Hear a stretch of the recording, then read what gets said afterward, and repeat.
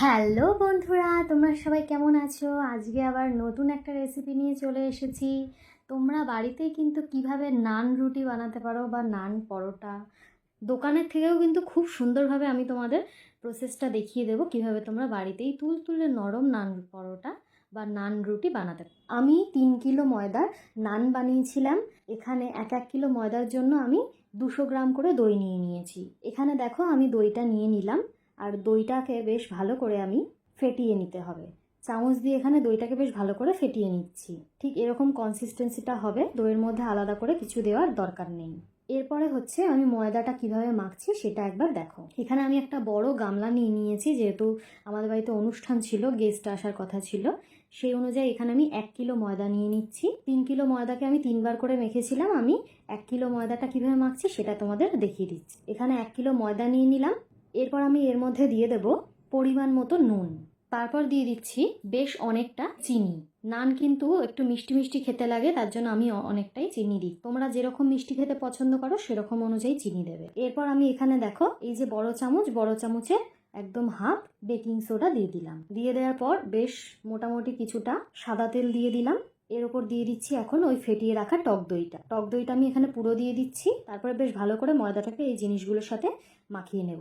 ময়দাটা দেখো মাখার পর কিন্তু ঠিক এরকম হবে, দেখবে একে অপরের সাথে লেগে যাচ্ছে না, পুরোপুরি ছেড়ে ছেড়ে যাচ্ছে, তাহলেই বুঝবে কিন্তু ময়দার যে মাখানোটা একদম ঠিক আছে। এরপর অল্প অল্প করে জল দিয়ে মেখে নিতে হবে। আমি এখানে জলটাকে একদম রুম টেম্পারেচারে উষ্ণ গরম করে নিয়েছি, সেই জলটা দিয়ে আমি এক এক করে বেশ ভালো করে মেখে নেব। নান খুব ভালোভাবে তখনই হবে যখন তুমি ময়দাটাকে খুব ভালো করে মাখা। এই মাখার উপরেই কিন্তু নানটা ডিপেন্ড করছে ভালোভাবে করার। আমি অল্প অল্প করে জল দিয়ে বেশ ভালো করে এই নানের ময়দাটাকে বেশ ভালো করে মেখে নিই। দেখো এখানে কিন্তু আমাদের ডোটা একদমই তৈরি হয়ে গেছে। এর ওপর আমি এবারে কিছুটা সাদা তেল দিয়ে দিচ্ছি। সাদা তেলটা দিয়ে বেশ ভালো করে বুলিয়ে নেব চারিদিকে। দিয়ে এটাকে একটা যে কোনো সুতির কাপড় বা যে কোনো একটা বড় বাটি বা ঢাকনা দিয়ে তোমরা ঢেকে রাখ। অনেকক্ষণ আগে থেকে মেখে রাখলে, মানে 3-4 ঘন্টা আগে থেকে মেখে রাখলে কিন্তু ডোটা বেশ ভালো করে ফুলে ফেপে উঠবে।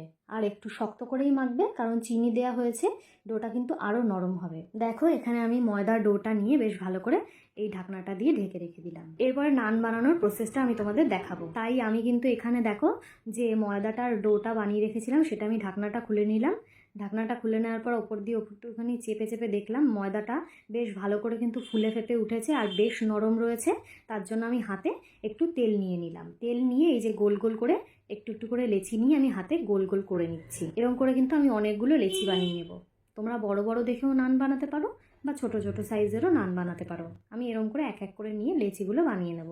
দেখো এখানে কিন্তু অনেকগুলো লেচি বানানো আমার হয়ে গেছে। এরপর এখানে দেখো কড়াইতে কিন্তু আমি তেল গরম হতে বসিয়ে দিয়েছি। তেলটা বেশ ভালো করে গরম হবে যেই, আমি তখনই নানগুলো কিন্তু ভাজবো। তার আগে আমি এইগুলো এক একটা করে লেচি নিয়ে নিচ্ছি আর অল্প অল্প করে তেল দিয়ে এই নানগুলোকে বেলে নিচ্ছি। বেশ মোটামুটি বড় বড় করেই বেলছি, এক এক করে বেলে সাইডে রেখে দিচ্ছি। এরপর দেখো তেল কিন্তু আমাদের গরম হয়ে গেছে, তাই তেলের মধ্যে আমি ছেড়ে দিলাম। তোমরা দুটো দুটো করেও ভাজতে পারো, আমি একটা একটা করে ভাজছি। দেখো নানগুলো কিন্তু বেশ ভালোভাবে ফুলে ফুলে উঠেছে। এরকম করে কিন্তু তোমরা এক এক করে ভেজে নেবে। এরপর আমাদের নান ভাজা হয়ে গেছে, এগুলোকে আমি এক এক করে প্লেটের মধ্যে তুলে রাখ। দেখো এখানে কিন্তু অনেকগুলো নান ভাজা হয়ে গেছে, গামলার মধ্যে আমরা তুলে রেখে। তোমরা কিন্তু বাড়িতে খুবই ইজিলি এরম ভাবে নান বানিয়ে নিতে পারো। আমি এখানে অনেকটা ময়দা ইউজ করেছিলাম, তোমরা অল্প একটু ময়দা দিয়েও কিন্তু বাড়িতে বাচ্চাদের জন্য বানাতে পারো। আর এটা চিকেন, তারপরে চিলি চিকেন, চিকেন কষা, মাটন, যে কোনো জিনিস দিয়ে খেতে পারো। একটু মিষ্টি মিষ্টি লাগে আর খুবই নরম তুলতুলে হয়েছিল, খেতে কিন্তু অসাধারণ হয়েছিল। তোমরা কিন্তু বাড়িতে বানিয়ে দেখো, তোমাদের আশা করি অবশ্যই ভালো লাগবে। এরকমই আরো রেসিপি পেতে আমার চ্যানেলটাকে অবশ্যই সাবস্ক্রাইব করে দিও